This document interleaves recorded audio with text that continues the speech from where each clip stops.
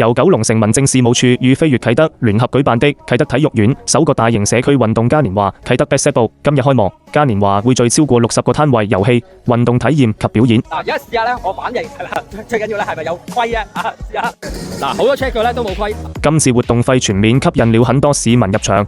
以前咧僆仔咧先會做嘅嘢，就係咧打乒乓波嘅時候咧救唔到波，就會攞一腳掟。但係而家咧竟然咧可以實現到新興運動咧就係大勁啦。其他包括遙控模型爬山車試玩優、充氣尋蛋挑戰賽、繩網陣及飛索歷險之旅、體能訓練班及其他舞台節目等等。在開幕典禮上，中國香港花式跳繩總會派出大小跳繩表演選手，包括2024巴黎奧運繩表演選手及多位頂尖運動員進行街舞型格跳繩表演。而由香港精英運動員組成的 True Band 則奉上音樂表演，展現藝術與體育的融合。民政事務總署署長杜傑麗在活動開幕禮致辭時表示，今次嘉年華是九龍城區的品牌項目，期望透過活動鼓勵市民多做運動。活動首次於啟德體育園東營舉行，另外毗鄰啟德體育園的啟德城風道公園亦正式開放。